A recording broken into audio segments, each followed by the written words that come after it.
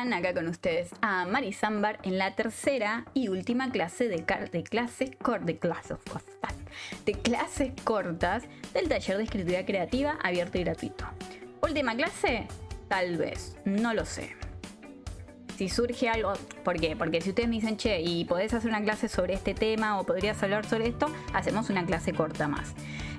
¿Por qué son clases cortas? Porque la verdad es que hacer una clase dentro del taller sería restarle tiempo a la corrección de los textos, que es lo principal del taller de los martes. Entonces hacemos estas clases cortas. A medida que vayan saliendo otros temas, iremos haciendo otras clases cortas. Bien. Vamos con el tema de las correcciones. Hay algo que suele pasar. Hay dos cosas en realidad que suelen pasar. Y voy a decir mi teoría. Y, como saben, yo estudié... Entonces... Como saben, yo estudié psicología, por lo tanto mi teoría va a estar sesgada por eso. Digo sesgada porque digo, es una teoría, es lo que yo creo que pasa, pero también puede estar completamente erróneo. Ahora, ¿qué pasa? Pasa. O sea, no tengo pruebas, pero tampoco dudas. Bien. Nosotros escribimos un texto. Lo más común es que odiemos ese texto, que no nos guste, que sintamos que está mal escrito, pero por algún motivo lo dejamos ahí, queremos que lo lean, le damos una corrección y demás. Una cosa que recomiendo nunca hacer es terminar de escribir un texto y ponernos a corregirlo. No les recomiendo, a veces es inevitable, no tenemos tiempo y hay que hacerlo. Pero no les recomiendo terminar de escribir un texto y corregirlo porque tendemos a deformarlo. ¿Sí? Esto que suele pasar me suena mucho a mí a lo que en el psicoanálisis, que la verdad hay muchas cosas en las que no estoy de acuerdo con el psicoanálisis, pero muchas palabras como consciente, inconsciente, preconsciente me sirven mucho para explicar bastantes cosas y también esto. En el psicoanálisis se habla de lo que es la censura onírica, o sea, la censura de los sueños. Esto de que te despertás y de repente tenés el sueño, ¿no? Soñé algo, te acordás de todo, pero te empezás a olvidar de lo que soñaste. Y no solamente eso, sino que se empieza a deformar ese sueño. Y aun cuando vos sabés que eso que vos tenés de recuerdo no es lo que soñaste, lo contás, ¿no? Lo que se dice es que la censura onírica es porque salen cosas del inconsciente, cosas que el preconsciente no quiere que nos enteremos, ¿no? Pueden ser traumas, pueden ser cosas que no queremos enfrentar, pueden ser cosas medio... No, pueden un montón de cosas. ¿Sí? Cosas del inconsciente que se deslizan en el sueño, ¿sí? Entonces el preconsciente lo que hace es empezar como a borrar o a medio deformar esas cosas que no quiere que nos demos por enterados. Entonces siento que pasa lo mismo en el texto y para mí por eso también los textos son tan privados, en el sentido de que nos cuesta recibir una corrección, nos duele si nos atacan el texto y demás, porque son cosas privadas que volcamos ahí. De hecho, ¿cómo comprobamos esto? Agarremos un texto de hace un año atrás que no tenga nada que ver con nosotros y cuando lo leamos van a ver que tenía todo que ver con nosotros. ¿Sí? Lo que nos estaba pasando en ese momento, lo que estábamos sintiendo en ese momento, lo que estábamos viviendo en ese momento y demás. Bien. Entonces, lo que yo creo que pasa es que cuando escribimos, algunas cosas del inconsciente se deslizan en ese texto, o ese capítulo de la novela, o ese fragmento. Por eso no nos gusta, nos hace ruido, nos molesta, sentimos que es una mierda. Después nos vamos amigando con el texto, pero al principio es medio como o es muy común de los artistas que su creación no les guste. Y para mí tiene que ver con esto, con el inconsciente, eso que no queremos ver, que no queremos enfrentar, hay algo que nos hace ruido, algo que nos molesta y no nos hacemos cargo. Lo cual está bien, son cosas que pasan. Ahora, si el escribir es bastante movilizante, entonces si nos ponemos a corregir inmediatamente después de escribir, ahí va a aparecer esta censura, vamos a llamarle censura onírica. Va a aparecer esta censura onírica o censura y va a terminar deformando el cuento. O el capítulo de la novela o lo que sea que hayamos escrito, lo va a terminar deformando. Si era un caballo, ahora de repente va a ser un zapato. ¿Y cómo pasó? No tengo idea. Puede que la esencia, lo que queríamos contar, no, pero varias partes van a deformarse. ¿Qué recomiendo hacer? Esperar al menos un día antes de sentarnos y corregir. Ahí nuestra cabeza va a estar más tranquila, va a estar más amigada con lo que escribimos, con lo que salió y demás. Y posiblemente la censura también nos haya olvidado o se haya encargado de otra manera de tapar eso que está ahí en el texto. Cuando nos vamos a dar cuenta de lo que pusimos ahí, más o menos un año después, vamos a leer y decir, ¡ah! Ahí estaba eso que justo hoy hablé con la psicóloga, mira vos. Eso que salió que no sabía que estaba ahí, mira, estaba ahí, siempre estuvo ahí. Bueno, ese es uno de los primeros consejos.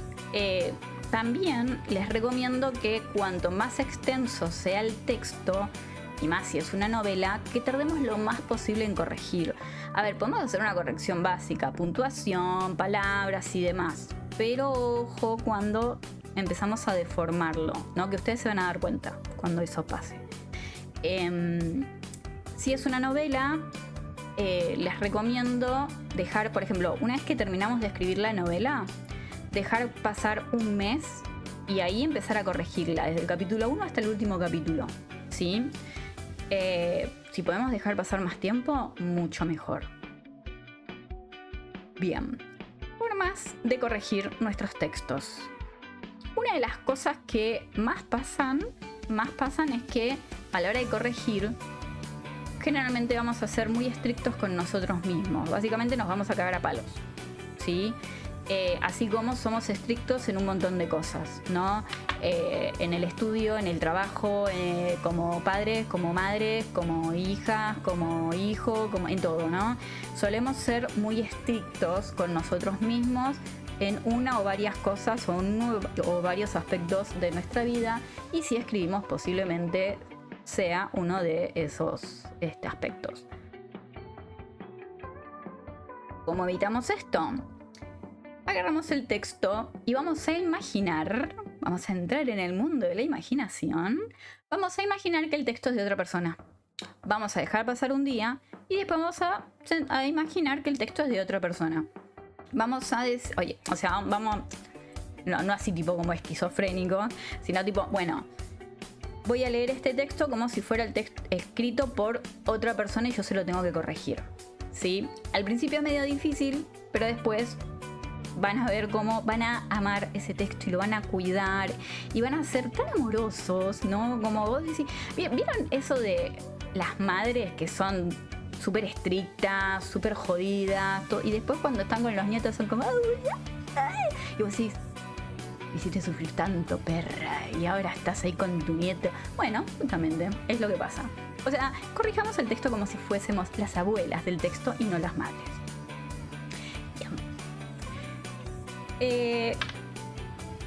Otra cosa es lo que vamos a encontrar en nuestro texto. Todo esto igual no nos va a salir seguramente, o sí, pero es posible que nos salga a la primera, que a la primera nos caguemos a palo y le demos al texto así como si no hubiera un mañana, así como si tipo lo vamos a boxear. Bueno, una vez que practiquemos esto de ser abuelas y no madres, eso va a ir bajando y va a ir mejorando, pero es medio complicado al principio. Ahora, formas de corregir un texto. Por algún motivo, y acá sí no tengo una teoría, pero de la forma que corrijamos el texto van a salir diferentes cosas. O sea, vamos a encontrar diferentes cosas, ¿sí? Bueno, tengo mis teorías, pero no están todavía muy formadas, así que no voy a alargar con cosas al pedo. Pero bueno, 1. Leer el texto para el adentro. Tipo, no, bueno, voy a, sino, ¿sí? Leerlo para adentro. Leer el texto en voz alta. Y sí, si recién están empezando a escribir y demás, les va a costar un montón, da mucha vergüenza. Pero créanme que una de las mejores formas de identificar las rimas, los adjetivos y los gerundios es leer el texto en voz alta. Además también hay otra cosa, y es que, al menos a mí me pasa, que cuando leo el texto para adentro siento que está escrito para el tuje, pero cuando lo leo en voz alta se escucha mucho mejor. y digo, ¿qué onda? Cuando leo un texto ajeno para adentro, está bien escrito. Y si lo leo en voz alta, está bien escrito. Pero con mis textos, cuando lo leo para adentro, encuentro como que está mal, como si estuvieras como, ¿qué es esto? Pero cuando lo leo en voz alta, se escucha mucho mejor. Y yo creo que ahí sí tiene que ver con esto de lo ajeno. Porque yo no estoy leyendo para adentro, sino que estoy escuchando mi voz leyendo un texto. Entonces es como que me permite más alejarme de esto. O sea, ser más abuela del texto y no tan madre. Por otro lado, siempre es más fácil ver la paja en el ojo ajeno, ¿no? Y esto es una frase que habla mal de nosotros, pero acá habla bien de nosotros.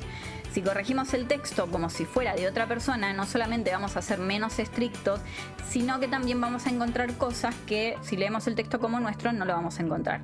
De todas formas, hay partes del texto que no vamos a poder corregir nosotros, que sí o sí va a necesitar de un segundo que lo lea y nos dé una corrección, una devolución. Acá es donde entra o el taller literario, el mío o el de cualquier persona, Acá es donde entran los talleres literarios o un tercero que nos lea el texto y nos dé una devolución. No tanto en el tema de la ortografía y demás, que eso Word nos puede ayudar muy bien, sino también, por ejemplo, en el tema de si se entiende, si está confuso, si el arco del personaje está bien y demás. ¿Por qué? Por ejemplo, a mí me pasó que en mi novela, en la primera novela, Kitsune Kamato, mi capítulo favorito era el capítulo 3, lo sigue siendo, y era un capítulo donde yo me sentía súper segura y demás, que era donde se presentaba finalmente la figura del Kitsune, lo que era un Kitsune. Yo iba en ese momento al taller literario de Dolores Reyes y me acuerdo que lo lee y me dice, no entendí una mierda. Dice, no entendí nada, no se entendió. O sea, ¿qué es un Kitsune? Y yo fue como... ¿cómo no se entiende qué es un Kitsune? Es obvio lo que es un Kitsune. Y yo le digo, no, porque es esto, no, me frena. Me dice, no me lo expliques. Se tiene que entender en el texto, ¿no? Se tiene que entender el texto y no se entiende. Le pregunta a los otros y me dice, che, ¿alguien entendió? No. Entonces, bueno, nada. Después leímos textos de otros, corregimos. Cuando terminó la clase me puse a llorar. Porque no entendía qué es lo que no se entendía de lo que es un Kitsune. Para mí es súper obvio lo que es un Kitsune. Pero nadie entendía. Le pregunté a otras personas y me dicen, no, la verdad es que no sé. O sea, entendí la historia todo, pero nunca entendí bien qué es un Kitsune. Y yo fue como... Claro. Yo tengo súper conocido lo que es un Kitsune. Leí una historia sobre un Kitsune, averigüé sobre un Kitsune y conozco los Kitsunes hace años. Son unos personajes mitológicos de la mitología japonesa y me encantan, que los amo. Y tengo un conocimiento total sobre qué es un Kitsune. Entonces, ¿cuál fue el error que cometí? Que a la hora de volcar en la novela que era un Kitsune, no tomé en cuenta de que la gente no sabe lo que es un Kitsune. Entonces no tengo que explicarlo como... O sea, no tengo que mostrarlo como si todos supieran o si fuese súper obvio lo que es un Kitsune, sino que tengo que explicarlo como si nadie supiera lo que es un Kitsune. Obviamente quienes conozcan de la mitología o que conozcan los Kitsunes, y sí, ya lo entendieron. Pero quienes no. Además, la mitología japonesa es una mitología poco conocida y aunque la imagen del Kitsune es algo súper simple, en realidad no lo es. O sea, la imagen de cualquier dios griego es mucho más compleja y difícil de entender y de explicar, pero nadie tiene dudas sobre si yo te pongo un dios griego y no te explico nada, vas a decir, ay, sí, ¿no? Pero si yo te digo y te explico lo que es un Kitsune, es como, no entendí. ¿Por qué? Porque no es algo a lo que estamos acostumbrados. Entonces, ¿qué es lo que yo no tomé en cuenta? Que yo tengo un montón de conocimiento, un montón de experiencia y unas visiones que los otros no tienen, ¿sí? Y esto es muy difícil de identificar, ¿sí? Entonces, a veces pasa que nosotros escribimos algo, describimos algo, contamos algo, basándonos en nosotros y en nuestro conocimiento entendimiento, y no tomamos en cuenta al otro, no por malos, sino porque el mundo está visto desde nuestra perspectiva. Entonces, a la hora de escribir, así como en nuestro día a día, nos olvidamos que el otro tiene otra perspectiva, tiene otro conocimiento, tiene otras experiencias, ¿sí? Bien. Entonces, eso es algo difícil de hacer, pero con la práctica lo podemos mejorar mucho. Obviamente también hay géneros donde nos va a pasar menos y géneros donde nos va a pasar más. La fantasía, por ejemplo, es uno de los géneros donde más nos va a costar el presentar el mundo al otro. Por otro lado, generalmente los que están acostumbrados a leer fantasía, o sea, si nuestro libro de fantasía lo lee alguien que ya está acostumbrado a leer fantasía, le va a ser mucho más fácil que al que no lee fantasía. Y mi problema es que generalmente la gente que va a los talleres a los que yo asisto no leen fantasía, no conocen la fantasía, entonces no entienden nada. Pero eso me terminó sirviendo mucho para... O sea, yo sufrí, agonicé bastante. Hola, ¿cómo están? Perdón el corte brusco. Soy la Amaris del futuro editando este video y escuchándome quejar de que sufrí, de que agonicé, de que la pasé para el tuje, de que lloré, de que sufrí. Si estaban esperando un video motivacional para escribir, esto es más un... ¿Querés escribir? ¡Qué lindo! La vas a pasar para el orto. Nada, no le hagan caso a esta Amaris, escuchen a esta Amaris, la Amaris de la edición, la voz en off. La escritura es hermosa, obviamente tiene sus cosas donde uno va a tener que trabajar y va a tener que mejorar, y hay cosas que no te van a salir y cosas que te van a salir como si hubieras escrito durante toda tu vida. Pero está medio drama queen esta Amaris, no le hagan caso, ¿sí? No le hagan caso, no le den bola. Está exagerando. Pero me sirvió mucho para practicar eso, ¿no? Para encontrar otra manera de explicar y mostrar el mundo que quiero explicar y mostrar. Como les decía, después de esa clase con Dolo, me eché a llorar. Sufrí, porque además ese capítulo para mí era como la joyita de la novela. Y bueno, me puse y dije, bueno, ¿qué hago? ¿Qué es lo que no se entiende? Me puse a ver, o sea, ahí entendí qué es lo que fallaba en el capítulo y lo recontra trabajé. O sea, lo volví a escribir desde cero. Y hoy sigue siendo mi capítulo favorito. Y me doy cuenta de cuánto mejoró. ¿Sí? Porque había un montón de cosas que no describía, un montón de cosas que no explicaba, porque yo creo que lo mejor es mostrar en lugar de contar, ¿sí? No decir, no, bueno, el Kitsune es esto y lo otro aquello, sino mostrarlo, qué es lo que hace, ¿no? Mostrar las habilidades del Kitsune. Y a través de eso, explicarlo. Llevé el capítulo totalmente nerviosa y me dijeron, ahora entiendo lo que es un Kitsune.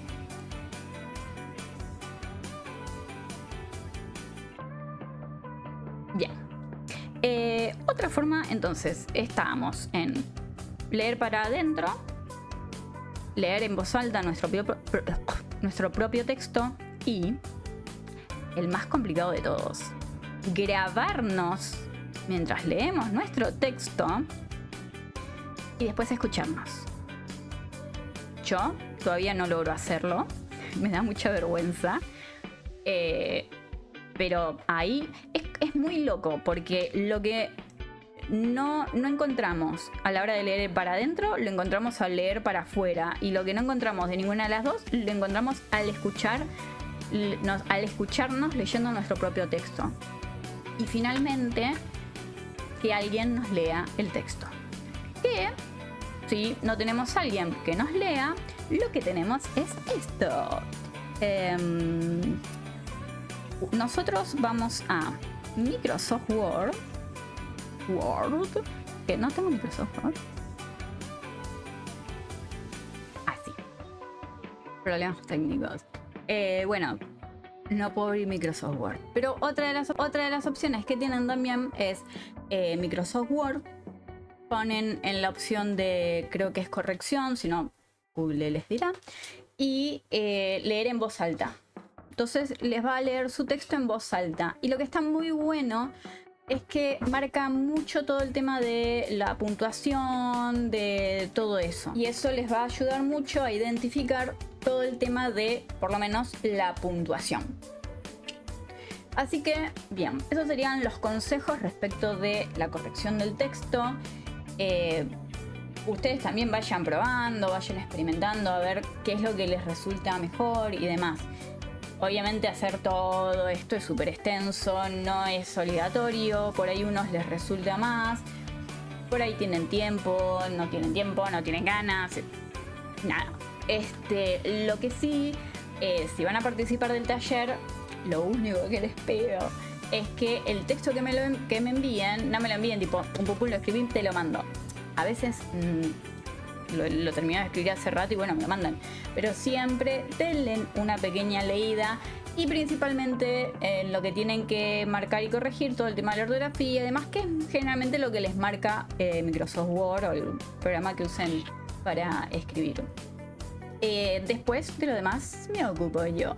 Pero si trabaja en el tema de la ortografía y demás, yo me puedo ya enfocar en otras cosas. Si aparece algo de ortografía, de puntuación y demás, yo no tengo problema, voy, lo corrijo, lo marco. Generalmente de lo que terminamos hablando, charlando y demás, es de otras cosas, de si se desvió la historia o de si hay alguna buena imagen o diferentes cosas. Pueden ver, la clase que les recomiendo ver es la última clase del 2024. Si no, bueno, las que vienen ahora, a partir de febrero. En la última clase, el 2024, la verdad que fue súper completa en tema de texto, en tema de estilos, en temas de corrección, aparecieron un montón de cosas y demás. Estuvo muy buena, así que se las súper recomiendo. Sin más, dejamos por acá. Por supuesto, si hay algo más que quieren ver, algún otro tema que les parece que estaría copado hacer en estas clases cortas, me lo pueden dejar en los comentarios. No olviden dejar un me gusta, comentar, compartir si creen que alguien más puede disfrutar de estas clases. Y me retiro. Nos vemos. ¡Mua! Ay, no. Ay, por ahí, me olvidé cómo cortar.